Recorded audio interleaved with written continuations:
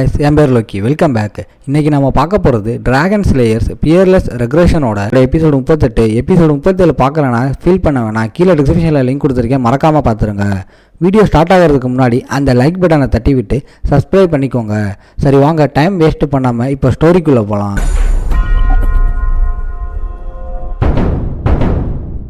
எபிசோட ஸ்டார்டிங்லேயே ரயில்வே ஸ்டேஷனை காட்டுறாங்க. நம்ம ஆளோட பிளான் ஆல்ரெடி ஸ்டார்ட் ஆனதுனால மழை பெய்யுது.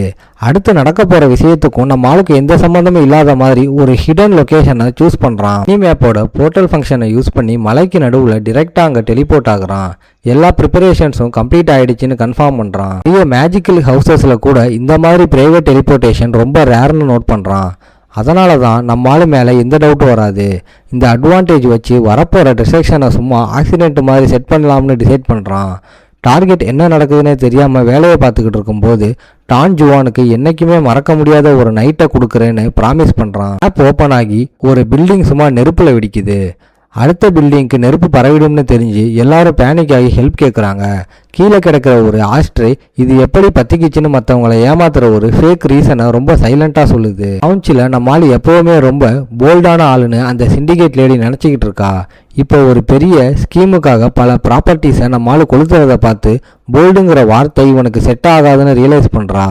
இவன் ஒரு முழு பைத்தியக்காரன்னு கன்க்ளூட் பண்ணுறான். கான்டினென்ட்ல இருக்கிற மெக்கானோட எல்லா கேபினஸ் வேர் ஹவுஸ் லொக்கேஷனையும் நம்மளால ரொம்ப கூலாக கேட்கும்போது இவன் பிளான் பண்ணுறதை நினச்சி அவளுக்கே செம்ம பீதி ஆகுது. மெய்கன் சிண்டிகேட் லீடர்ஷிப் அப்புறம் எனக்கு மட்டும்தான் அந்த லொக்கேஷன் தெரியும்னு அவள் வார்னிங் கொடுக்குறா. ஆனால் அந்த சீக்ரஸி தான் தன்னோட பிளான்னு செட் ஆகும்னு நம்ம ஆளு சொல்கிறான். எல்லாத்தையும் எல்மானா மேலே பழிய போட்டுருவேன். ஃபர்வல்லா பற்றின உண்மை எவ்வளோ பேருக்கு கம்மியாக தெரியுதோ அவ்வளவுக்கு அவ்வளோ என்னோட ஃப்ரேம் ஜாப் செம்மையாக ஒர்க் ஆகும்னு எக்ஸ்பிளைன் பண்ணுறான். நம்ம ஆள் அவளை தேச துரோகத்திலையும் மாஸ் டிஸ்ட்ரக்ஷன்லையும் மாட்டி விட பிளான் பண்ணுறான்னு அவளுக்கு இப்போதான் புரியுது. மாலை முன்னாடி வந்து நீ எப்போவுமே ஸ்டாக்ஸை ஈஸியாக புரிஞ்சுக்கிற ஆளுன்னு சொல்கிறான். நீ பெருசாக ஒன்றும் பண்ண வேண்டாம், சிண்டிகேட் லீடர்ஷிப் மேலே டவுட் வர மாதிரி பண்ணு, அந்த வெர்சன் டான் ஜுவானுக்கு போய் சேர்ற மாதிரி பார்த்துக்கோன்னு சொல்கிறான். ஸ்கீமோட மெயின் கான்செப்டை சொல்கிறான். இந்த இன்சிடெண்ட்டை சிண்டிகேட் லீடர்ஷிப் கூட லிங்க் பண்ணி டான் ஜுவானுக்கு இதை அப்படியே கன்வே பண்ணுன்னு சொல்கிறான். சாதாரண கிரிமினல் ஆம்பிஷனை தாண்டி நம்ம ஆள் எவ்வளோ தூரம் போயிட்டான்னு நினச்சி அந்த ப்ரெஷரில் அவளுக்கு செம்ம ஷாக் ஆயிடுது. இருந்தாலும் நீ என்ன சொல்கிறன்னு உனக்கே புரியுதானே அவன் நம்ம ஆளை பார்த்து கேட்குறா. நம்மளும் கொஞ்சமும் தயங்காமல் எனக்கு நல்லாவே தெரியும்னு சொல்கிறான்.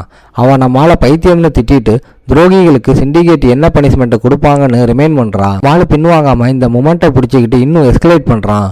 மொத்த லீடர்ஷிப்பும் அழிஞ்சதுக்கு அப்புறம் துரோகி எவனும் இங்கே இருக்க மாட்டான்னு ஆர்கியூ பண்ணுறான்.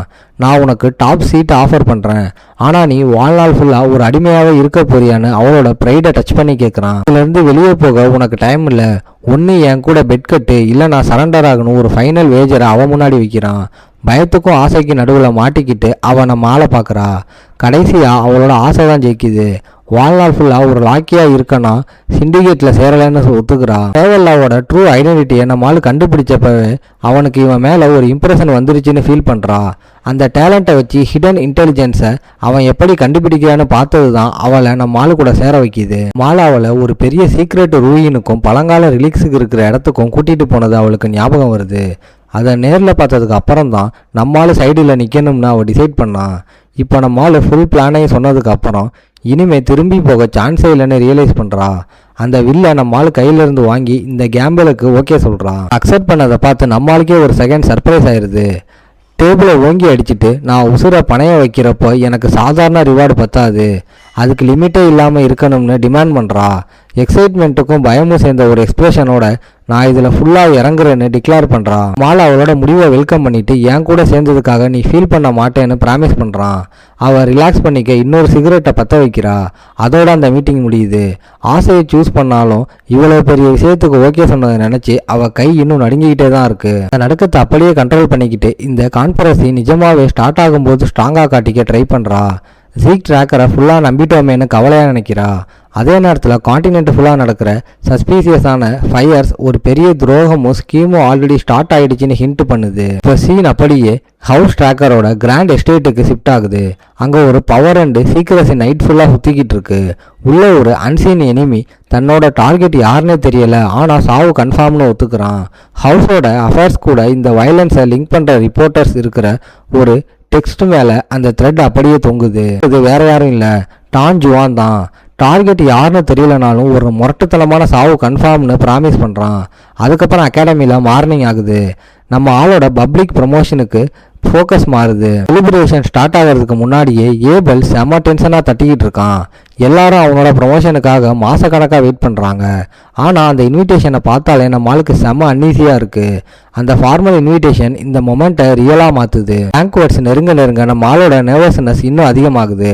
ப்ரொமோஷன் பேங்க்வர்ட்ஸுங்கிறது நைட்ஹுட்டுக்கான ஒரு டெபியூட். இது டேலண்டான யங் ஸ்ட்ரைக்கர்ஸுக்கு மட்டும் கிடைக்கிற ஒரு ரேரான ஹானர்னு அவனுக்கு நல்லாவே தெரியும்.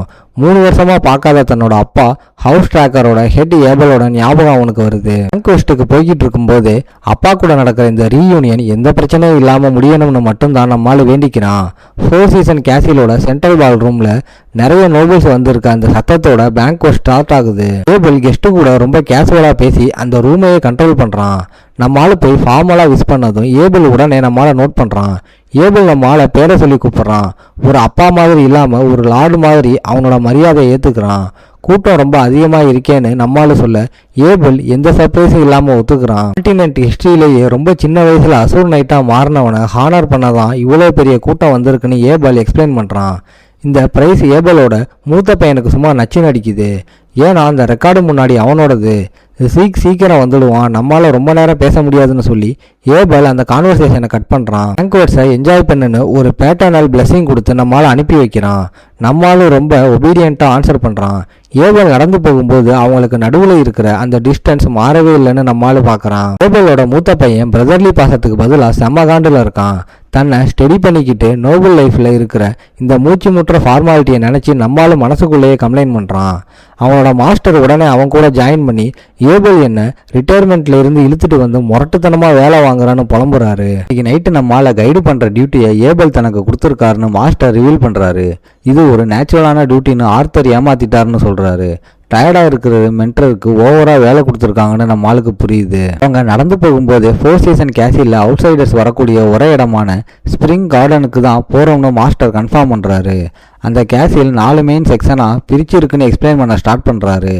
ஸ்ப்ரிங் கார்டன் தான் பப்ளிக் ஃபேஸிங் ஏரியா. அவுட் சைடர்ஸ் இங்கே வரலாங்கிறதுனால முக்கால்வாசி ஈவெண்ட்ஸ் இங்கே தான் நடக்கும். சம்மர் ராக் அட்மினிஸ்ட்ரேட்டிவ் விங் இங்கே தான் ட்ராக்கர் பிஸ்னஸ் நடக்கும். ஹவுஸ் ஹெட்டோட ஆஃபீஸும் இங்கே தான் இருக்குது.